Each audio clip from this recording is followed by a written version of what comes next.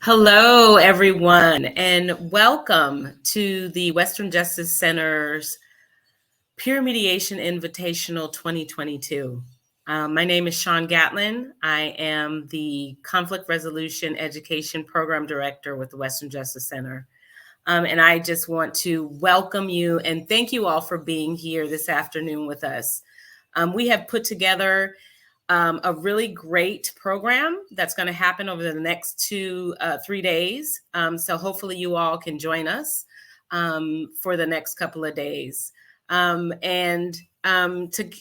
kind of get us started, I'm going to tell you a little bit about who we are. The Western Justice Center, our mission statement empowers people to strengthen their communities by growing the conflict resolution skills and capacity of youth, educators, schools, and community partners. Our organization was founded in 1987 by a group of judges, lawyers, and civic leaders led by the Honorable Dorothy W. Nelson. WJC's work on a multi-year basis with schools and district partners. We provide youth, adult, and community empowerment programs throughout the greater Los Angeles area. So if you were able to join us last year, our theme was getting into good trouble. And we had an array of folks joining us, doing good work in the community. And as you guys all know, we have spent the last 2 years trying to create a space where building a village is important to us as an organization. And we know we can't do this work alone. We must do this work together. So we've created a village of voices for you to hear the work that's going on in the community. We've been working over the last couple of months with an amazing team of student interns who've actually co-created this platform and this program with you all over the last couple of days. So I'm going to introduce our moderators to you today. First, we have Lorenzo Blanco. He is currently a junior at Polytechnic School in Pasadena. He's involved in his school's student leadership in the Inclusion, Diversity, and Equity Council. He's a member and heads his Equity and Inclusion Council. He's a member of the Shanti Alliance, was involved in the Chicano Latino Youth Leadership Project. He is currently a WJC intern since the summer of 2021.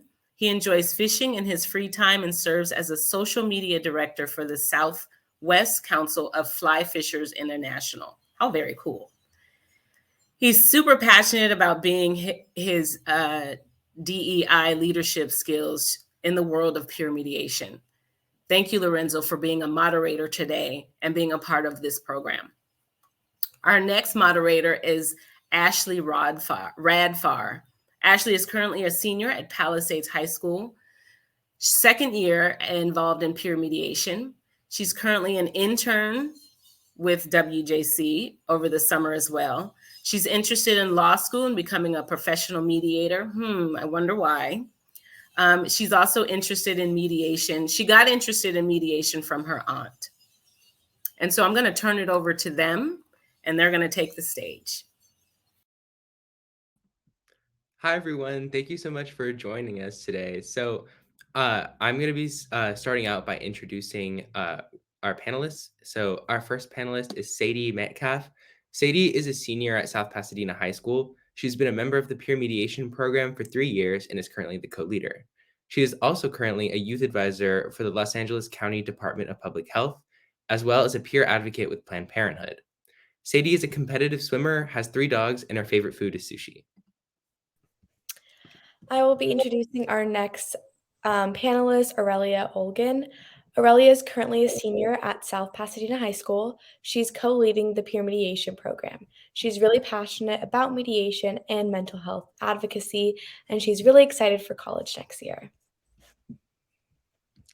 Our next panelist is Shaya Keyvanfar.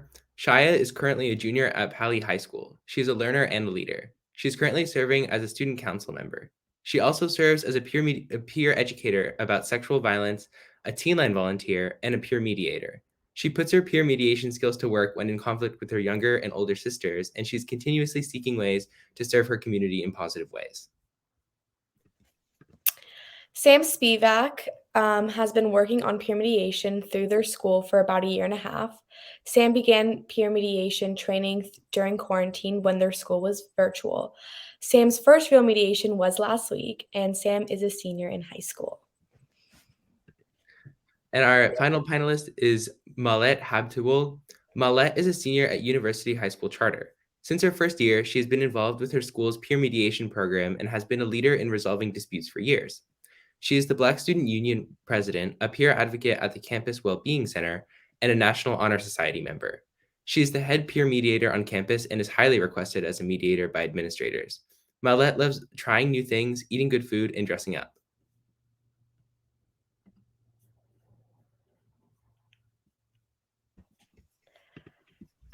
Okay, next we will be discussing questions with our panelists. Our first question is, what made you choose to become a part of a community of practice known as conflict resolution and peer mediation? We'll start with Sadie. Hi, everyone. So grateful to be here today. I joined peer mediation in our peer mediator program in freshman year. So it's been 3 years. I took a year off in sophomore year, but I decided that I wanted to be part of a community and in a place where people cared about the same things that I did. So that community was peer mediators, and I wanted to be able to advocate for myself and the people around me. It was important to me in the beginning of high school, especially, to know how to deal with stress and also with conflict in my life. So it was kind of more of a personal decision, but it's turned out to be one of the best decisions I've made for myself and also for my community, because I find myself helping people every day, which is really unique and really just awesome to be part of a community that works so hard to help other people. Great. Thank you so much, Sadie. Next, we'll go to Aurelia. Hello. Well, my story is fairly similar to Sadie's, considering we joined together freshman year. Personally, I didn't know a lot about conflict mediation or any type of mediation. I just knew I wanted to get involved with something that was meaningful and impactful in high school, and not just like, go with the flow, get my schoolwork done. Like, I wanted to do something. And this was the first thing that popped up, and I was like, let's do this.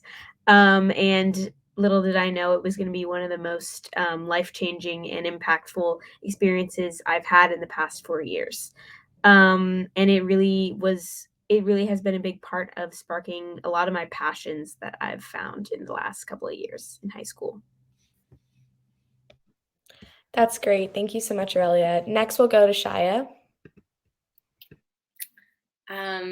Similarly to Aurelia, I wanted to get involved with something bigger than myself, and I'm already a middle sister, so I'm constantly in the middle of all the conflicts in my family, already trying to figure out how to mediate, but this taught me how to officially become a mediator.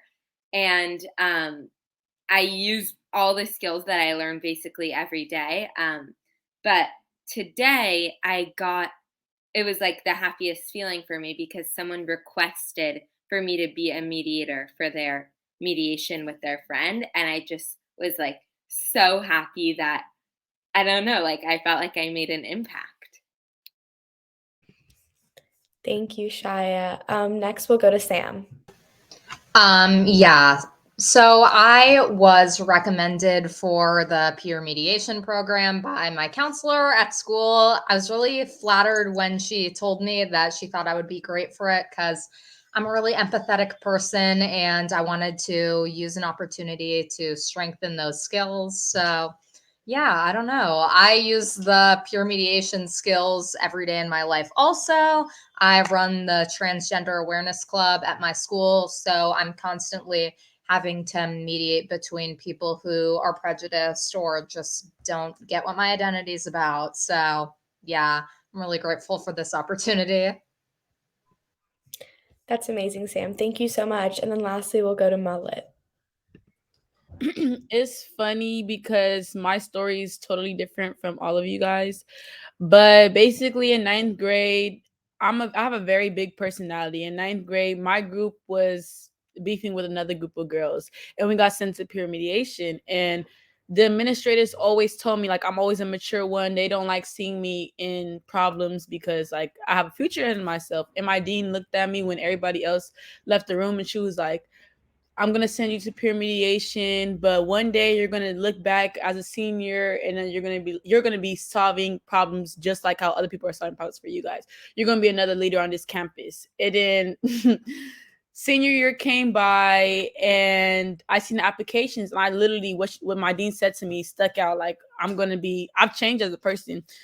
I'm going to be inspiring other people and helping people with their problems. And that's exactly what I'm doing because my dean said so. And I've been doing it for free. So yeah, that's what happened.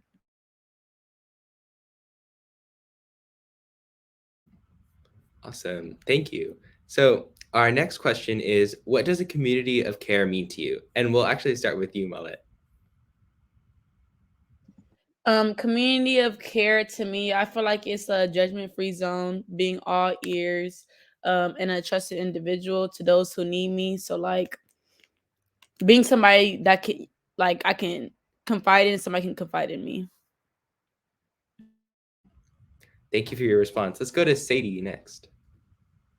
Yeah, community of care, I think, is just similarly like a place of no judgment and no stigma. So talking about mental health and what I need and what I need from other people is really important. It's also like helped me, like in situations with my sister or my family, like we've been able to like sit down and like really vocalize like our needs and be in a place of care, like a community. So yeah, it's been great. Thank you, Sadie. How about you, Sam? Yeah, I totally agree with what you both said. I think a community of care is about having empathy for one another and being able to understand each other's situations, no matter how different we are. Thank you, Sam. Shaya, how do you feel? I think a community of care, just like everyone else said, is like somewhere where you're not afraid to speak and ask for help. You know that there's going to be someone standing behind you, ready to hold you up and support you in whatever way you need. Thank you, Shaya. And Aurelia? Yeah, I mean, I agree with everything everyone else has said. I think that one thing that I really take pride in at our school, at least, is that we try to have a big emphasis on like our peer mediation program is always an outlet for any type of issue, any type of, whether it's you're dealing with your own issues or you have group issues. Our program is, and the people involved in it are always an outlet. And I think that's a big part of a community that cares about each other. Okay, great. Our next question is, how has an adult impacted you to trust them and their community? For this question, we'll start with Shaya. So, how has an adult impacted me? I think that all the adults around me kind of impact me, like they shaped me and how I grow up. But I think this is kind of corny, but for Women's Day, I'm also going to say my mom, because she taught me about, there's a word in Hebrew called tikkun olam, which means like healing the world. And that's kind of like what I go by. And also one of the reasons that I joined peer mediation, so that I can help heal the world, heal my school, just one friend group at a time. And my mom taught me that. So that was an adult for me. Great. Thank you, Shaya. Next, we'll go with Aurelia. I think for me, obviously, I agree. Both my parents, but definitely my mom has been a huge inspiration. But a lot of times, I think growing up, teachers have been a huge part of adults in my life that have sort of shaped the way that I view everything. I know elementary school and a couple in middle school, I had a couple really really powerful experiences and good connections with teachers that really showed me that they cared about my life and encouraged me to go out and do the best that I can wherever I end up. And I think that's been a very important connection that I've had with adults in my life. Amazing. Thank you. Next we'll go to Mahlet. I would have to say my older sister. We're like 6 years apart. She's like 24, and I don't really trust a lot of adults because they just don't understand me. And I'm Ethiopian, so the Ethiopian culture, like, they really play it by the book, and I'm different. I'm not like them. So my sister totally understands me. I can come to her about anything, and I confide in her. So when I see her, and other people see her in me. So yeah, I feel like that's my role model. Great, thank you. Next we'll go with Sadie. Similarly to Aurelia, I think the teachers that I've had have had like a big impact on my passions and what I want to do, especially our peer mediation like advisor. Her name's Miss Kadri. She's been kind of an inspiration in freshman year. She brought us in and she like was our friend, which was kind of unique and interesting. And she's also given me a big passion for social justice and like caring and being on top of my things and being responsible and all of that. So yeah, definitely that kind of part. A lot of adults have showed me like what I need to do in life to like make it better. So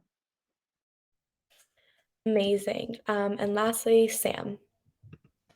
Yeah, the adult who inspires me is one of my older cousins.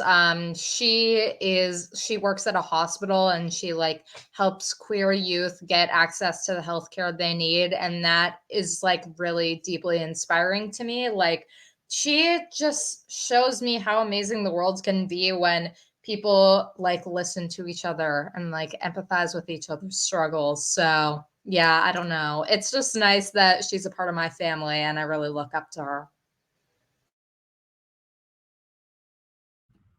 Thank you so much for sharing, everyone. So our next question we're going to think about is, what impact would it have on you if you were removed from your community? So we can start out with Sam for this one. Yeah, it would have an impact on me if I was removed from my community because I am a really loyal person. I care about my friends and family really deeply. And if I was separated from them, I don't know what I would do with myself. Like, it's just so important to me to have a good support system. Definitely. Thank you, Sam. Shaya, how about you? So, are you saying like if I was not able to be in my community anymore and like I had a new community? Yeah. So if you were in any way separated from your like communities that you're a member of right now, how do you think you would handle that? Definitely a challenge. Definitely. But I think that also there's good challenges and there's a new opportunity for me to meet new people and create a new community of care and insert light into a new community. So obviously it would be very hard for me, but I think that looking at it from a bright side means new opportunities. Yeah, thank you, Shaya. That's something that's incredibly important to be able to do, to bring yourself and your skills to a new community to create that community of care. Thank you so much for sharing. Mahlet, how about you? I feel like I adapt easy to any community. So like for Black Student Union, when I became president, I didn't have like a blueprint or a foundation. I kind of had to make Black Student Union what it is today.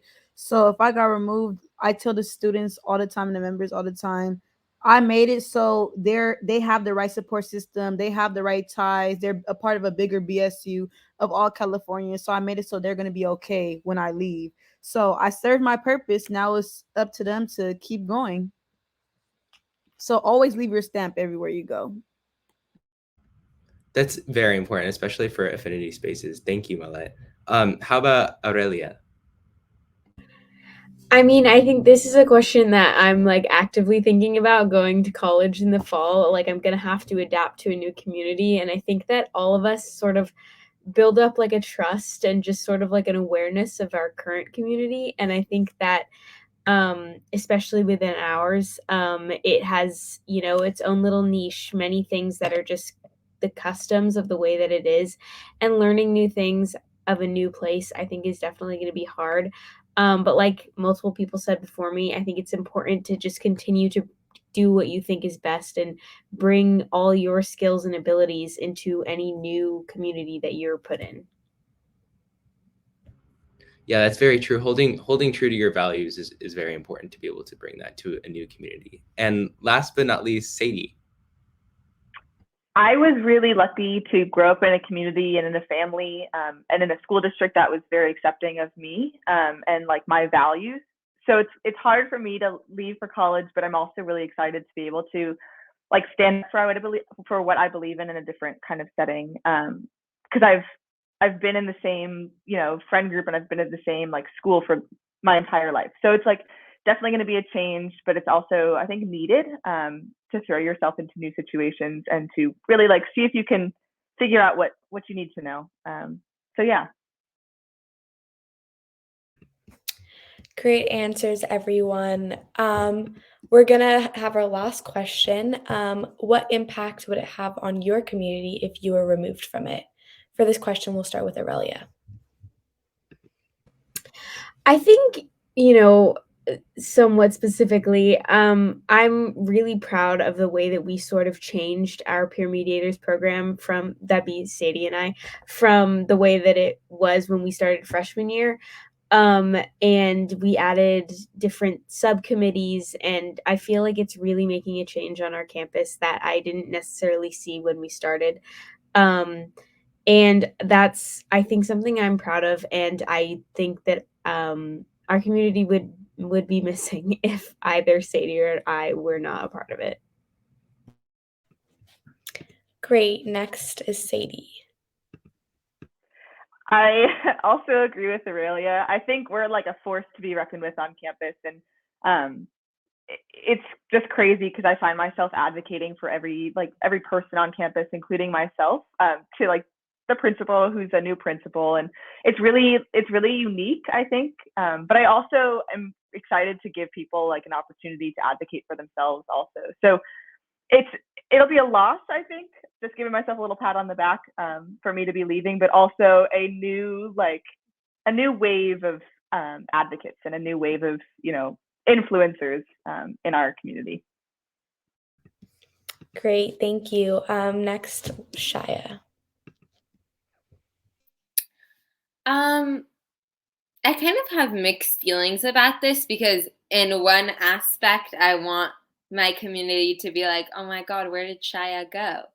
And then on another hand, I want my community to be like, yes, we can do this. Like, we don't even need Shaya. Even though we like her, we don't even need her. So I don't know. I kind of have different hopes, but I think that through peer mediation, I have made an impact. But now, like, it's kind of like when you finish a mediation, you think that those people will be able to complete the rest on their own, like the rest of their journey together. And so that's kind of what I'm thinking. Okay, great. Next, we'll go with Sam.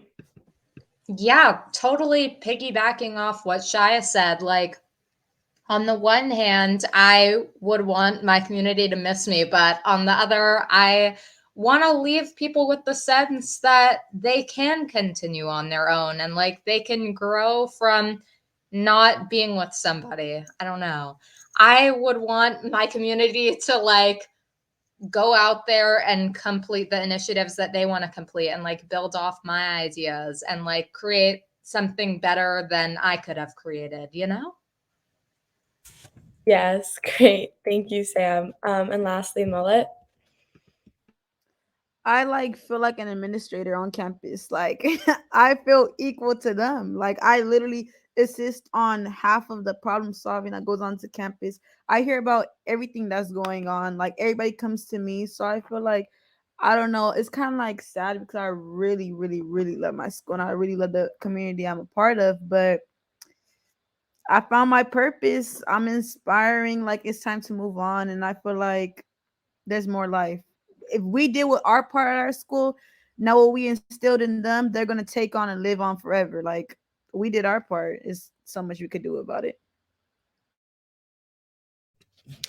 Great. Thank you so much. I think that was our last question. Okay. I think we're moving on to the breakout session panels. Yes, thank you, everyone.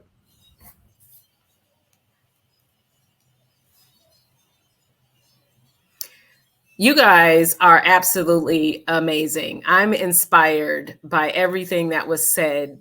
Thank you all so very much for being a part of and creating this event and this day and this dialogue around community and peer mediation, and talking about the adults that have impacted your life, because you guys have basically said that you can't do this work alone. And adults also, we realize that we can't do this without you.